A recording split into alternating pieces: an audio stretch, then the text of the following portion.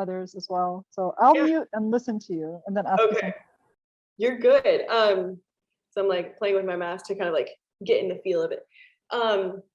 So yeah, I've been teaching for a year with masks at the University of Nebraska face to face. And then we were also doing hybrid. So it was not just the mask, but I was also on Zoom with the mask. And that was rough. So I'm happy to do face to face.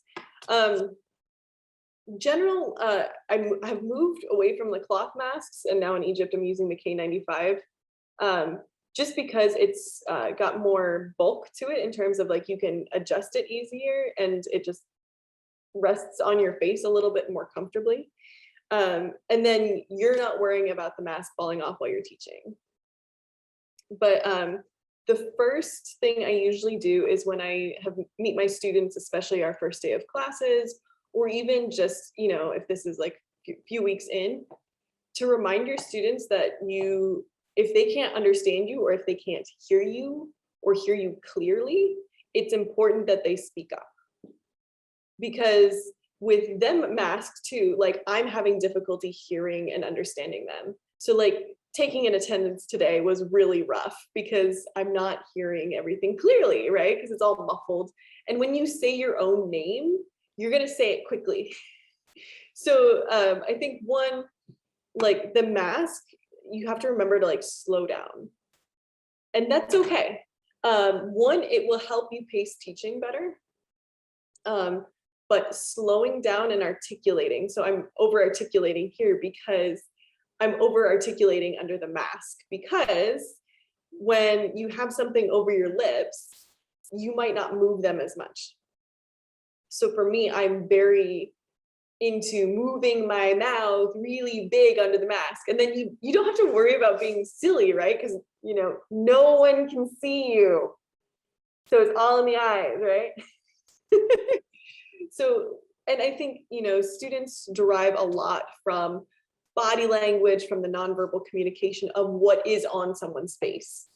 And so, yes, we lose that, but then you can make up for it in other areas. So one of mine is, I always tell my students I'm a big gesture person. And my mom always jokes that if you tied my hands behind my back, I wouldn't be able to talk.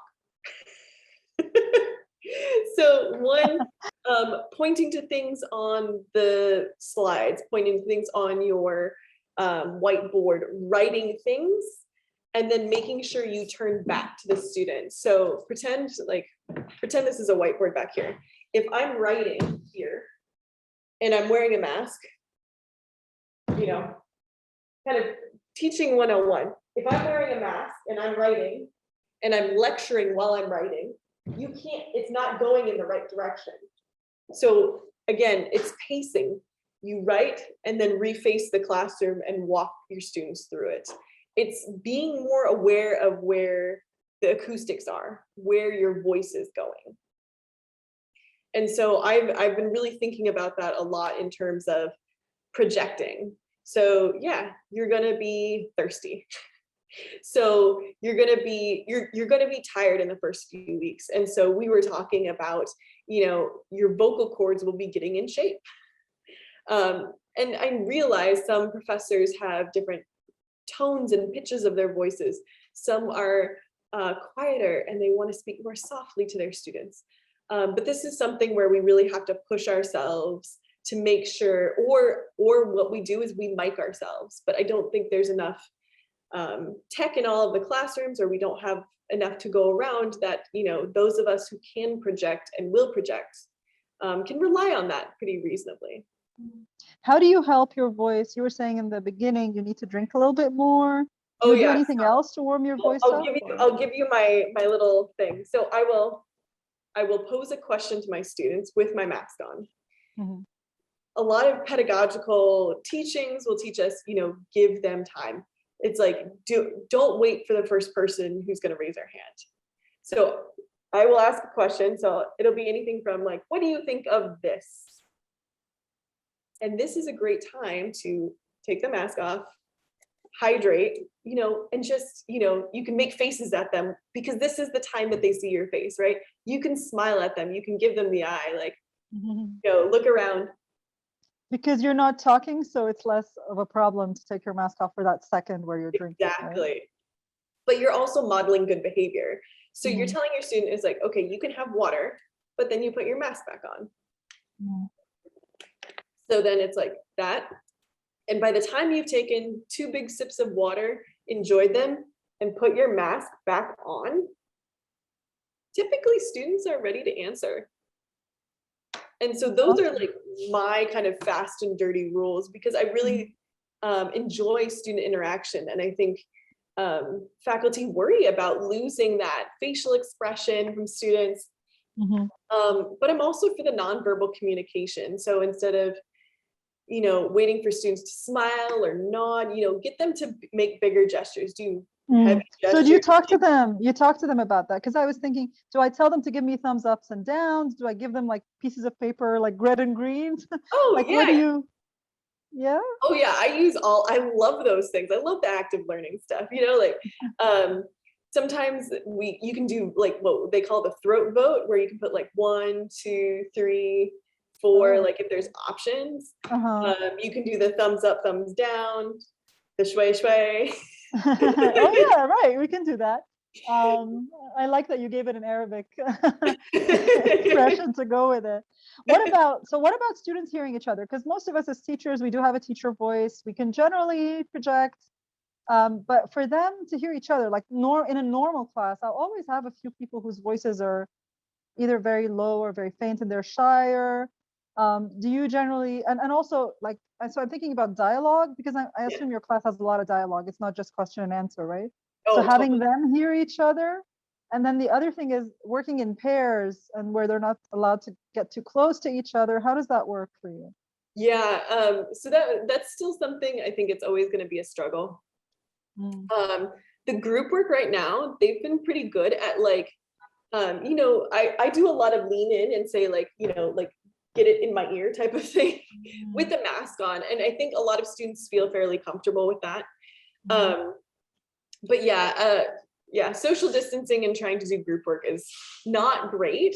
I use some collaborative platforms, like when my collaborative platform is Mentimeter. And I love using that with students, because then it's anonymous. It includes the students that don't want to talk. And everyone participates, right? Everyone participates. So just to clarify to people, like Mentimeter is like a polling tool. So if you've tried like Nearpod or Slido, Mentimeter is a colorful version of that. It's very color. I'm all about color. Yeah. But it's really good, because I think using those tools opens students up to be braver to reply. And yeah, it's kind of a good way to group talk. And then something else some other colleagues suggested was doing a WhatsApp group. And we'll see how that goes. This is the first time I've done something like that. So I use Slack to get that sort of, I don't know if you're familiar with it, but it's a semi-synchronous. I know Slack.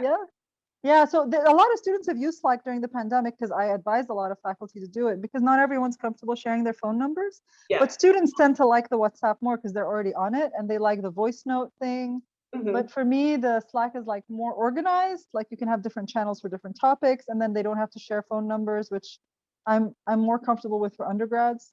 Yeah. But it's up to you, of course. And so I'm just saying this so that if people are watching, they know they have other options for things and they can choose what they're more comfortable with. For sure.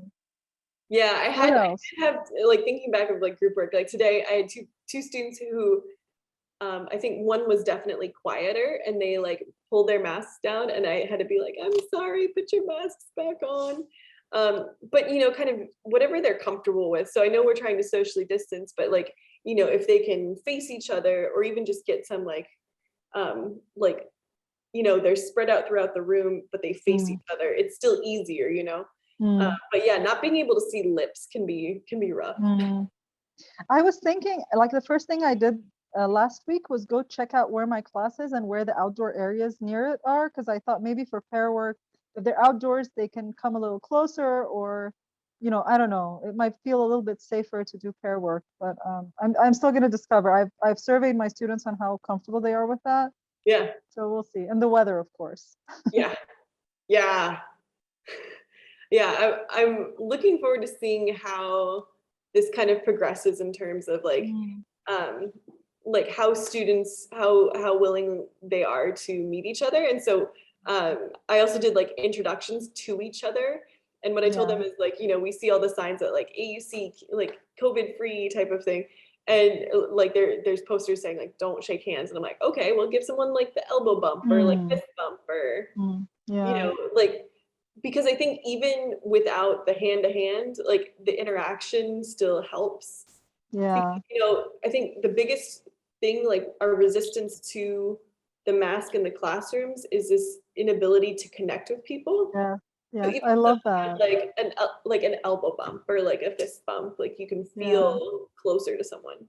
Right. That's awesome. Yeah. Thanks for mentioning that. That's a good point. And in the early days of COVID, we did all kinds of these things, and then suddenly people were like, nothing, stay away, And then on the other hand, you have people who are completely on the other side and just kissing and hugging all over the place. I saw some of that in the hallway today. I was like, oh God, no, please no, please no.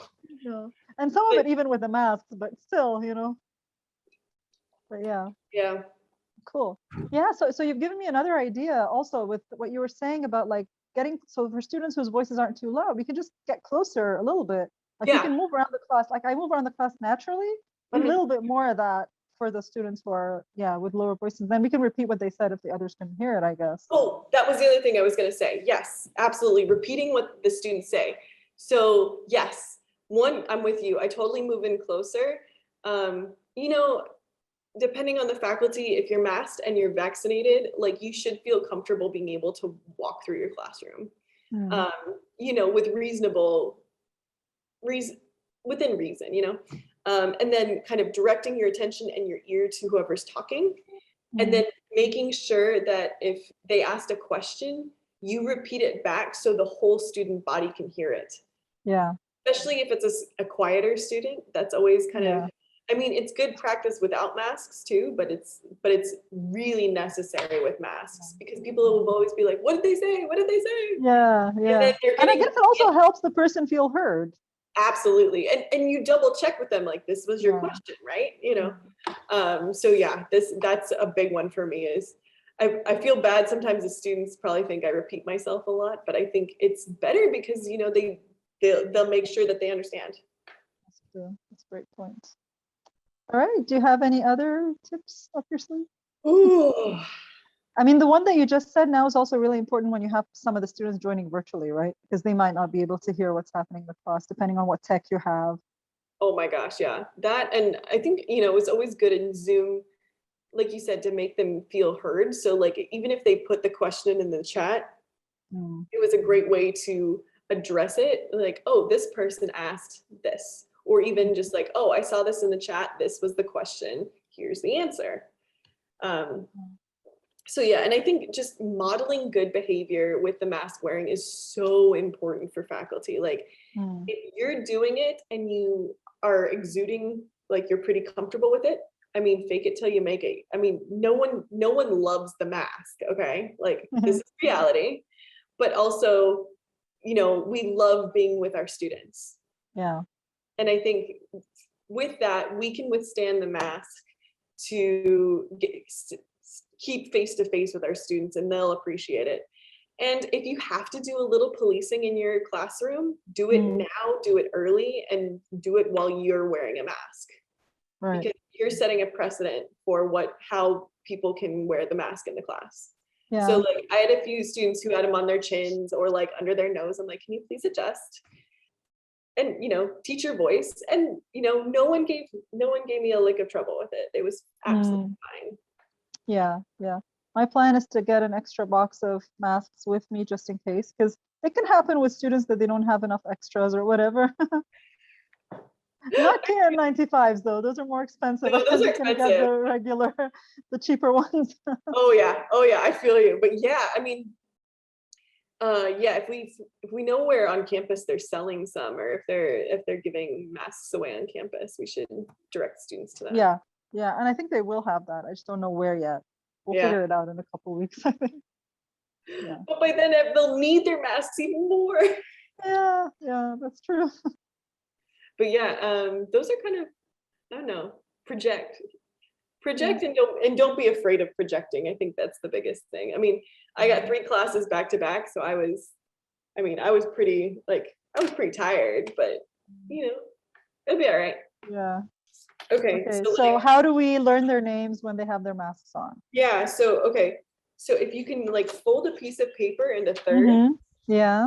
and then put it on their desk, like Yeah. oftentimes some of the desks are small, but if you can get them Yeah. like to write in a big marker, like Yeah. their names, because then you can at Yeah. least start to associate. Yeah. I mean, and then I don't know if they'll bring them back to class. That's the one problem. Yeah. That's the Normally, like thing. when I do this without masks, right? Like I will collect them, Uh-huh. but I don't want to be And then touching. bring them back. Yeah. That's the problem, right? With COVID. Yeah. Problem.